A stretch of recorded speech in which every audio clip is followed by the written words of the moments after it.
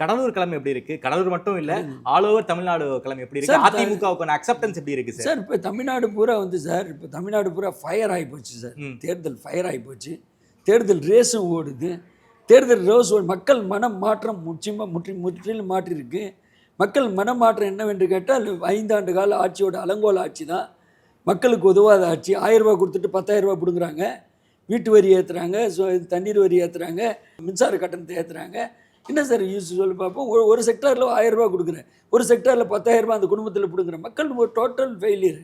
அதில் பிள்ளைங்களுக்குலாம் கஞ்சா சார், போதைப் பொருள் கலாச்சாரம் ஆகிப்போச்சு இந்த நாடு, தமிழ்நாடு. அதுக்கு அலோவ் பண்ணியிருக்க கூடாது.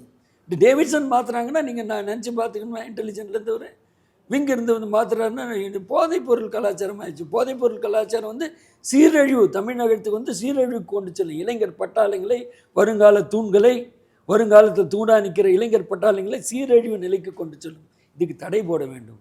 நாங்கள் கூட வந்து டாஸ்மாகை குறைக்கணுன்ற முடிவில் தான் இருக்கும். வருஷத்துக்கு 500 கடை மூடணும். மூடிட்டு டாஸ்மாக் உற்பத்தியில் வர வருமானம் இஸ் பேட். கவர்மெண்ட் கஜானாவை நிரப்பலாம். இன்றைக்கி கூட ஏகப்பட்ட கடை வாங்கியிருக்காரு. நாங்கள் ப்ரௌடாக சொல்கிறேன்ல, நீ டோக்கன் கொடுக்குறேன்னு எதுக்கு சொல்கிறேன்? நான் ஃப்ரிட்ஜ் கொடுக்குறேன்றேன். 20,000 15,000 ஃப்ரிட்ஜ் ஃப்ரீ இல்லை. அந்த தைரியம் இல்லாத ஒரு முதலமைச்சரை கண்ட ஒரு தமிழ்நாடு அவ்வளவு மிகப்பெரிய கேவலமாக, அந்தோ பரிதாப நிலை.